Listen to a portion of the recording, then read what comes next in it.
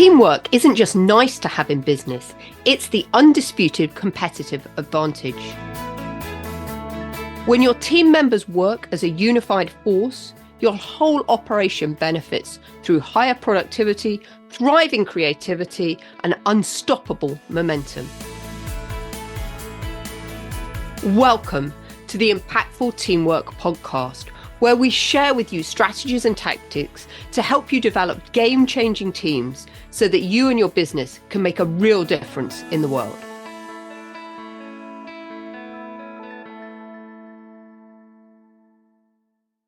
So I'm so delighted that you've joined us again for Impactful Teamwork, the podcast where we share with you all about the importance of teamwork and how this is a secret superpower that is available to all of us to help us grow our business and make it thrive. Today, I want to do something a little bit different. I thought I would read to you some chapters on trust from my book, Unbridled Business.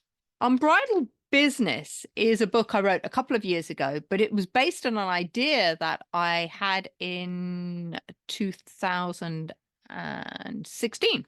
And Unbridled Business is a step-by-step guide to the process for developing a business that has a really energized and engaged business culture. It's based around two foundational pillars, which are embed the purpose and building trust, and around three unique cornerstones, which are involving leadership, empowering others to act, and engaging the environment.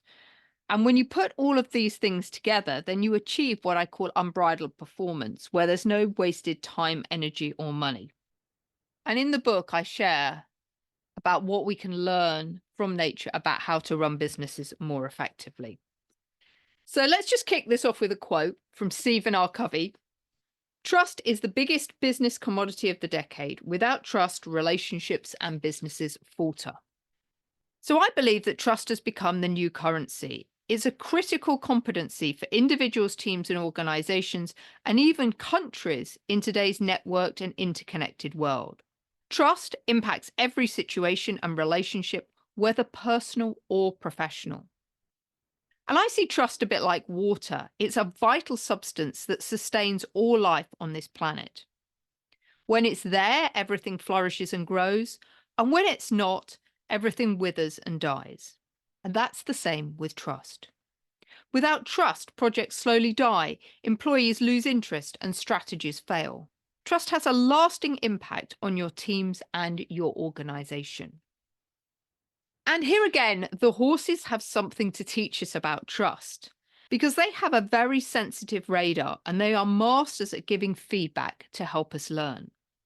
So many of my clients who come and spend 1 and 2 day retreats with me and my horses on my Unbridled Success Retreat days, they learn that you can't use your authority to get a horse to do something. The horse only responds to influence. So what my clients get to learn is how to build trust and learn how to influence and inspire half a ton of horse. Because if you do that, you have to become very compelling. And you also have to be trusted, because the horse won't follow you unless he trusts you, but also neither will your team members. So I see trust as a hidden business lubricant. It reduces friction and creates conditions for creating a high-performance business. And how well the team works together is a true indicator of future success and our ability to manage change. Robert A. McDonald, who was the chairman and president and CEO of Procter & Gamble, when referring to Stephen R. Covey's book, Smart Trust, states, it's both the mindset and a toolbox for the 21st century leadership. Trust is an essential commodity that cannot be overlooked when building a business. Trust is the lubricant that greases relationships and is the common denominator that integrates the three cornerstones: involving the leader, empowering others to act, and engaging the environment. And without trust, there's no harmony in the team or business, and disease prevails. And interestingly, if there's no trust in a herd of horses, they fight and live in fear of their lives, because there's no safety. A lack of trust brings chaos. And I don't know about you, but I've seen this in the workplace so many times. When relationships break down between people and there is no trust, then I often see this chaos ensue. But what is trust? A great analogy is to understand trust is to compare it to money. Each time you make a good leadership decision, you build trust, i.e., you earn more money. And conversely, every time you make a poor leadership decision, trust is eroded, i.e., money is lost. And all leaders start with a certain amount of money in their pockets or piggy bank. And how they act determines whether a sum of money grows or becomes depleted. If a leader keeps making bad decisions, the pile of money eventually disappears. They've run out of trust with those they influence. And it doesn't matter whether the last blunder is big or small. It will be the straw that breaks the camel's back. So the other thing about trust is it needs to be reciprocal and shared. We don't trust rules, we trust people. And I think this is a really interesting comment that we need to be aware of in business. We don't trust rules, we trust people. And courage comes from leaders whose responsibility is to protect the people working below them. People have the confidence to do the right thing when they feel trusted by their leaders. Leaders energize the business culture to enable team members to reach their full potential, resulting in superior business performance. And leaders cannot simply break trust with people and continue influencing them. It simply doesn't happen. So when I was writing my book, Unbridled Business, it was during the pandemic. And it was at a time when the British government were rapidly losing trust with the public because they were found to be breaking the rules during lockdown and holding parties when they told everyone to stay at home and not socialize. And just as the public were losing trust with the government, so we see that with the horses as well, because the horses thrive on a trusting relationship with their owner or handler. And if that trust is breached, it takes a long time to repair, and in some cases is never repairable. One of the things I see today is that a lack of trust is really prevalent in business. Team members no longer trust employers to look after them. Long gone are the days when people had a job for life.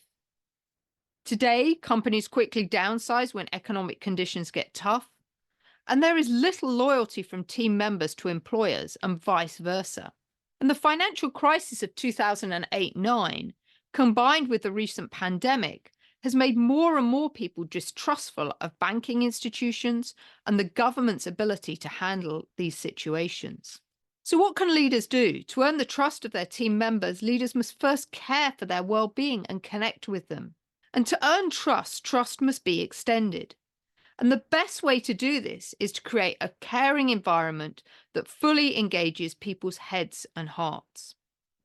And I think for me, this is one of the reasons why there is a real requirement now for leaders and managers to really value and care for their team members. And one of the reasons I actively encourage health and well-being conversations to happen in the workplace. Because if a leader isn't being seen to be caring for their team members and there's no kindness, then team members just aren't going to stay around. And we've been going through the great kind of resignation where we've seen a lot of people changing roles. And one of the reasons people are changing roles is because they don't feel confident and they don't trust their manager. It's an incredible statistic that 70% of people leave managers rather than jobs. So there's an onus on us as a manager and a leader to spend time investing and building relationships and building trust with the people that work for us. So how do we measure trust? Well, there's a concept that I'd like to share with you today called value and leverage.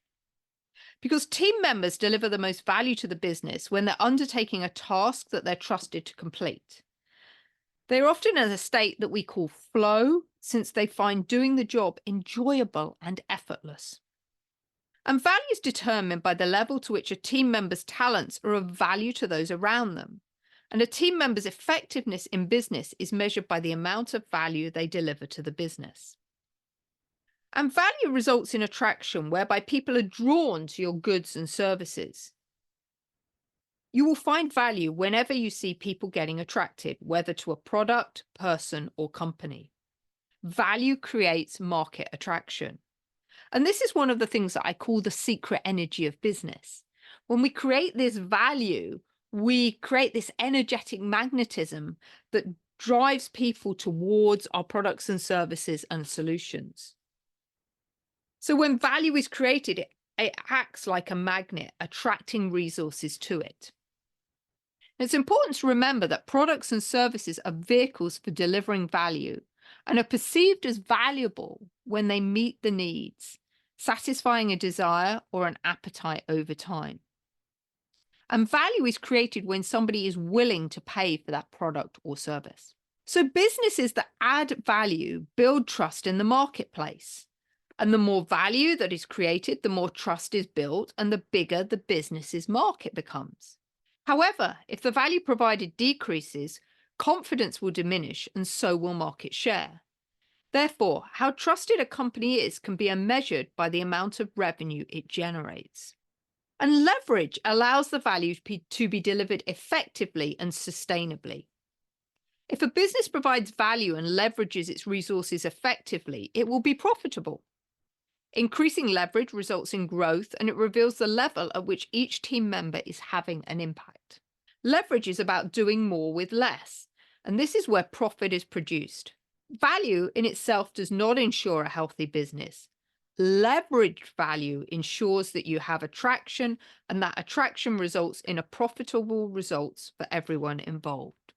Leverage creates conditions for an increased flow of resources, information, opportunities, idea, and money.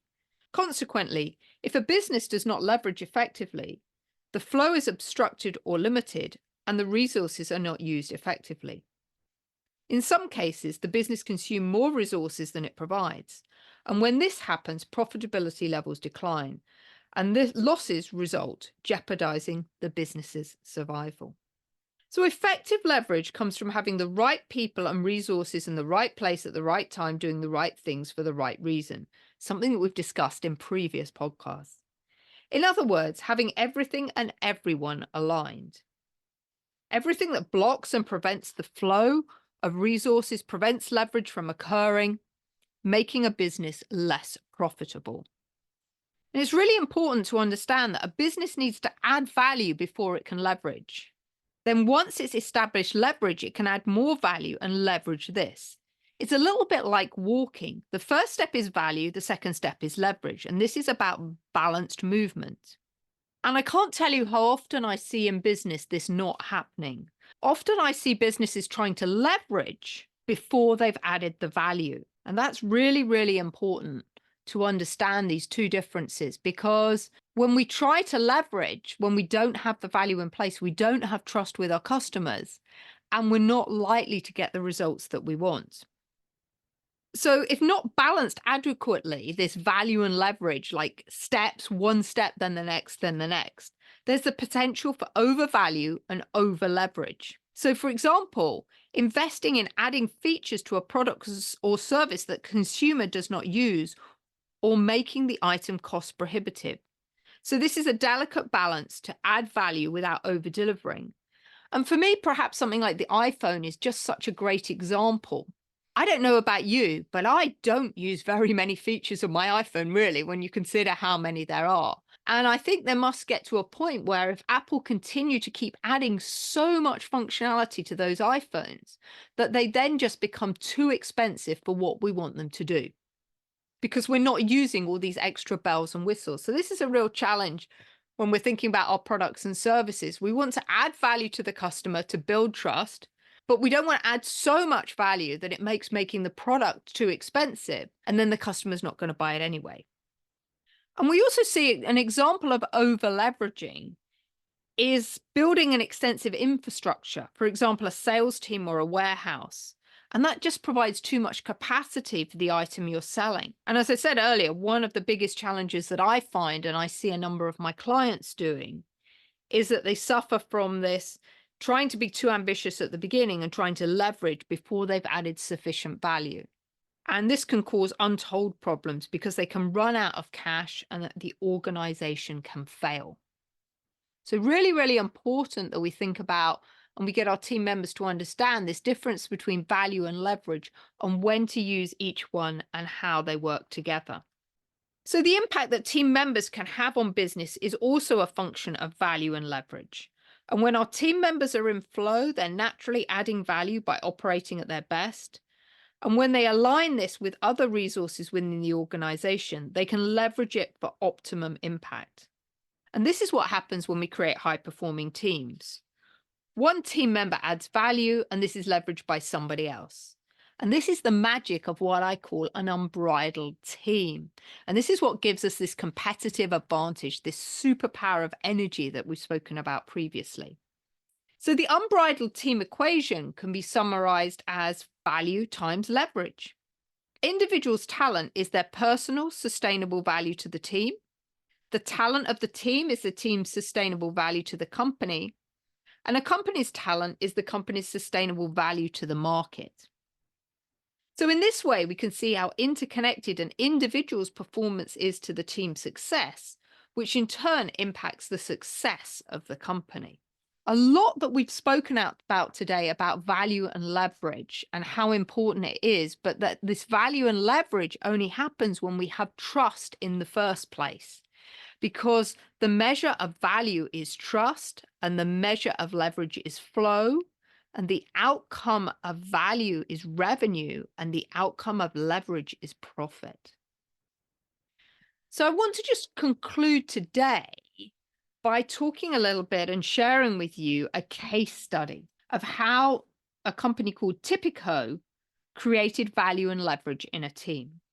And Tipico Group is one of the largest providers of sports betting and casino games in the world. It operates in 57 countries and employs more than 6,000 people across its franchise network and dominates the market in Germany. Even so, it recognized that no ambitious firm could afford to rest on its laurels. And a few years ago, it embarked on a new talent management program, looking to help individuals contribute beyond the boundaries of their current role. Specifically, Tipico was looking for some ways to help its staff learn more about themselves and use this insight as a foundation for personal development so they could deliver more value and impact. And this would then let both the company and its staff identify and develop the potential for future roles. So how do Tipico identify the most talented individuals? Well, people within their organization were asked to complete something called the GC Index. And the GC Index is a tool that measures your energy for impact. It's something I'm going to talk about on another podcast. I'm actually going to invite one of the founders of the GC Index, Nathan, to come and talk to us about it, because it's really, really powerful and really helps people identify the value that they're delivering and the contribution they're making within an organization. So this is what happened at Tipico. They all took the GC Index, and then they took part in a workshop where they learned more about their proclivities, how their energy for impact worked, and how they contributed to a truly game-changing impact. And during the workshop, everyone received feedback about their profile, where they added the value and the impact they delivered, and therefore how they could work together most effectively as a team. And all of this created a positive environment in which the group could have an open discussion about how each of them could best contribute and how their strengths could combine to strengthen the whole. And what was the result? The result was that the information gleaned from their GC Index has given individuals more focus and a much better understanding of where they need to be directing their energy to make a real impact within the organization.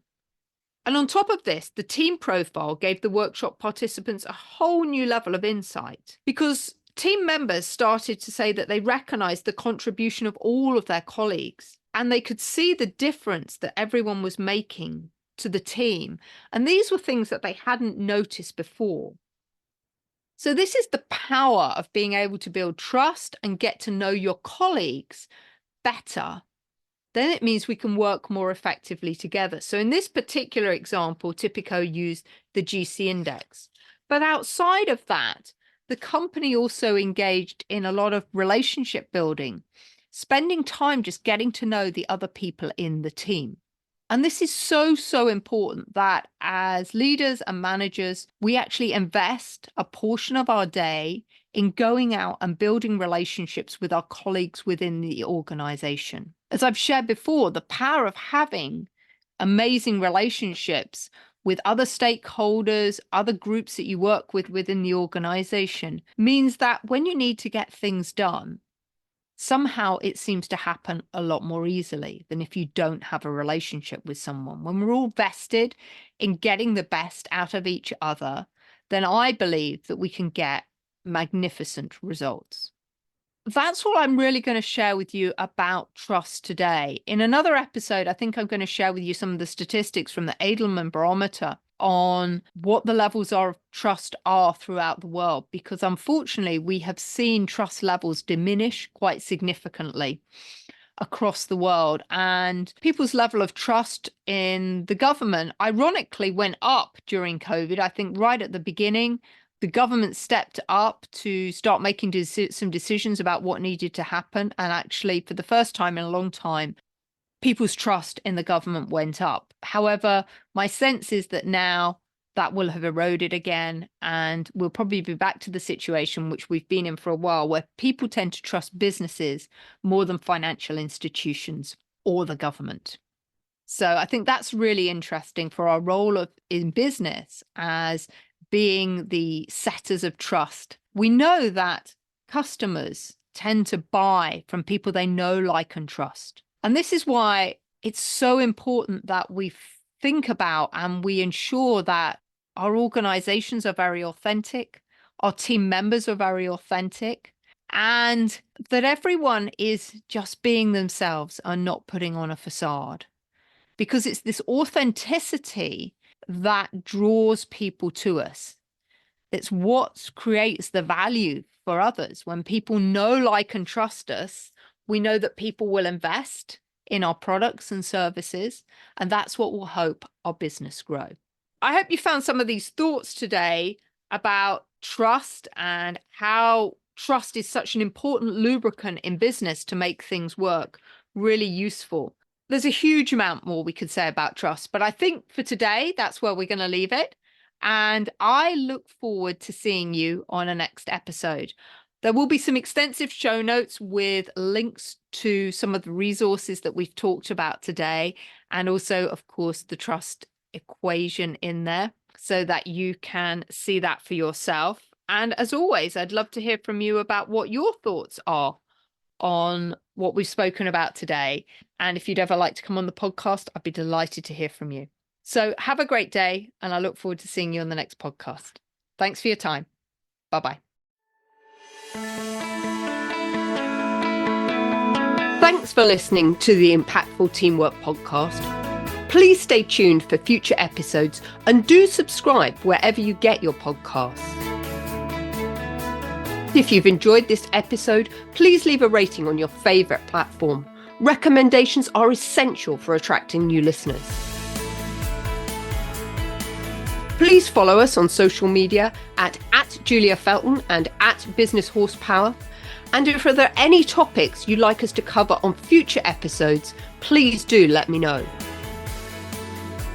Remember, you and your team are always making an impact. What impact will you make today?